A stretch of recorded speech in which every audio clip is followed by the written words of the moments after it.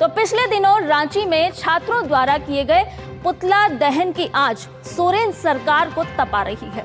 दरअसल यहां छात्रा के साथ हुई बदसलूकी ने रांची की प्रशासनिक व्यवस्था को भी सवालों के घेरे में खड़ा कर दिया है और यही वजह है कि अब भारतीय जनता पार्टी भी सोरेन सरकार की मोर्चेबंदी कर चुकी है। हाँ, भारतीय जनता पार्टी को एक और मौका मिल चुका है। नेता प्रतिपक्ष बाबूलाल मरांडी ने मजिस्ट्रेट घेराव का जहां ऐलान कर दिया, तो वहीं जेएमएम के कार्यकर्ताओं की गुंडाई पर भी मुखरता से कार्रवाई की मांग उठा डाली है। वहीं प्रभावित प्रतिमा ने राहुल गांधी को आड़े हाथ लिया है। तो आइए विस्तार से एक एक करके आपको बताते हैं इस पूरी खबर के हर एक पहलू के बारे में।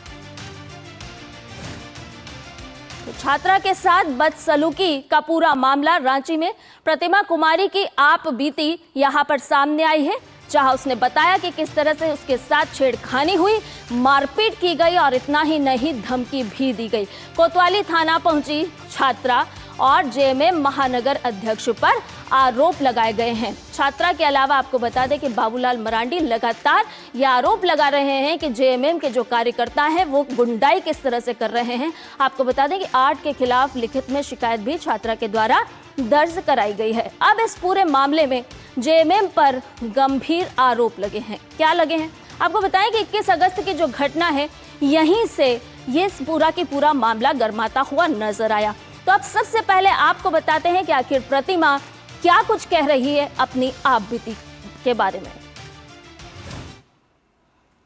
मैं जब रो रो के चीख चीख के प्रशासन से ये गुहार लगा रही थी 21 तारीख को कि जो लड़का मुझे छेड़ा है, जो मेरे गर्दन पे हाथ रखा है, जो मेरा दुपट्टा खींचा है, आप उसको चिन्हित करिए और उसको खोजिए। क्या प्रशासन को भारी पड़ गया?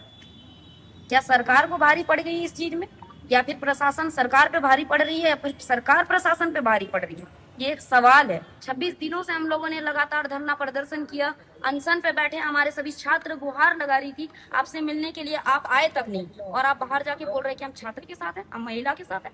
कहाँ हैं सर आप? मैं इसी बात पे राहुल गांधी से भी सवाल करना चाहती हूँ। आप जो पुणे में जाके 70 लाख महिलाओं को बोल रहे हैं चीख चीख कर कि हम उनके साथ हैं, तो आप झारखंड के छात्रों के साथ क्यों नहीं है? यहाँ की महिलाएं सुरक्षित नहीं है आपकी सरकार में। और आप सेंट्रल का बात करते हैं, आप बार बार बोलते हैं कि हमें सेंट्रल दे दो, हमें देश दे दो। कैसे दे दे आपको देश? यहाँ झारखंड के बच्चे सुरक्षित नहीं है रोड पे, आपको देश हम कैसे दे दे?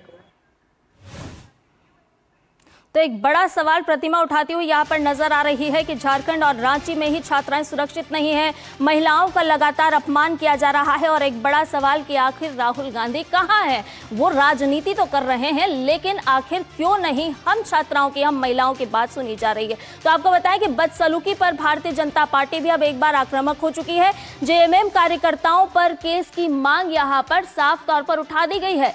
आरोपियों पर कार्रवाई की जो मांग है वो तेज करी गई है। और साथ ही साथ आपको बता दें कि बाबूलाल मरांडी ने पूरा की पूरा मोर्चा संभाल लिया है और उन्होंने साफ तौर पर कहा कि जेएमएम के जो कार्यकर्ता हैं वो गुंडागर्दी कर रहे हैं। तो बदसलूकी पर भारतीय जनता पार्टी आक्रामक है। छात्रा के साथ बदसलूकी जो हुई है उसको लेकर के भाजपा में भी आक्रोश व्याप्त आ रहा है। और इसके अलावा बाबूलाल मरांडी ने हमला बोला है, खुल करके उन्होंने निशाना साधा है जेएमएम सरकार पर, सोरेन सरकार पर। क्या कह रहे हैं बाबूलाल मरांडी, सुनिए। ये सरकार, ये तंत्र किस प्रकार से वेंडिक्ट होकर के आंदोलनकारियों अपने हक के लिए लड़ रहे हैं, उन लोगों के ऊपर केस कर रहे हैं। लेकिन वही मजिस्ट्रेट जो उस जुलूस में सरकार की जो पुतला दहन के लिए वहां छीना झपटी कर रहे हैं, वहां मारपीट कर रहे हैं, वहां गुंडागर्दी कर रहे हैं, उन लोगों के ऊपर मजिस्ट्रेट केस नहीं करते हैं। इस पूरी खबर पर ताजा अपडेट लेते हैं। हमारे संवाददाता दिवाकर हमारे साथ जुड़ गए हैं रांची से। दिवाकर, एक कहावत मुझे याद आ रही है, कहते हैं ना कि उल्टा चोर कोतवाल को डांटे। कुछ इसी तरह का माजरा क्या यहाँ पर नजर आ रहा है? क्योंकि जिस तरह से प्रतिमा अपनी शिकायत दर्ज कराने के लिए थाने पहुंची और वो साफ तौर पर कह रही है कि किस तरह से उसके साथ बदसलूकी की गई। वहीं अगर बाबूलाल मरांडी को भी सुने तो उन्होंने साफ तौर पर कहा कि छात्र जो है वो आंदोलन प्रदर्शन कर रहे थे, तो उनका लोकतांत्रिक अधिकार भी है।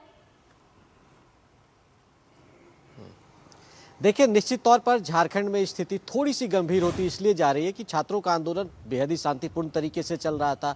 ये पुतला दहन का कार्यक्रम जो 2 दिन पहले हो रहा था, उस पर सरकार के खिलाफ प्रोटेस्ट करने के लिए छात्र उतर रहे थे सड़कों पर। इनके पुतले छीन लिए जाते हैं और उसमें सीधा सीधी आरोप लगता है कि झारखंड मुक्ति मोर्चा के कार्यकर्ताओं ने यह कार्रवाई की है। और उसके बाद ये तस्वीरें भी मीडिया के सामने आती है कि किस तरीके से जो ये लड़कियां प्रतिमा कुमारी है, इनके साथ वहां पर एक तरीके से इनके गला पे खरोच आता है, तमाम तरह की चीजें साफ तौर पर वहां पर दिखती है। और उसके बाद जो छात्र हैं, विद्यार्थी हैं, उस पर एफआईआर हो जाता है और उसके बाद झारखंड मुक्ति मोर्चा के कार्यकर्ताओं पर एफआईआर नहीं होता है। तो ये दबाव उसके बाद लगातार भारतीय जनता पार्टी की ओर से बनाया जाता है। हालांकि कुछ जगहों पर जो हजारीबाग है, गिरिडीह है, इन जगहों पर झारखंड मुक्ति मोर्चा के कार्यकर्ताओं पर बाद में एफआईआर दबाव के बाद किया गया। लेकिन कल प्रतिमा, चूंकि प्रतिमा का कहना है कि वो 2 दिनों से सदमे में थी और जिस तरीके का माहौल यहाँ पर हो गया था तो वो डरी हुई महसूस कर रही थी, इसलिए वो घर से बाहर नहीं निकल रही थी। लेकिन कल वो घर से बाहर निकली और जब वो थाने में पहुंची तो उनका केस रजिस्टर नहीं किया जा रहा था।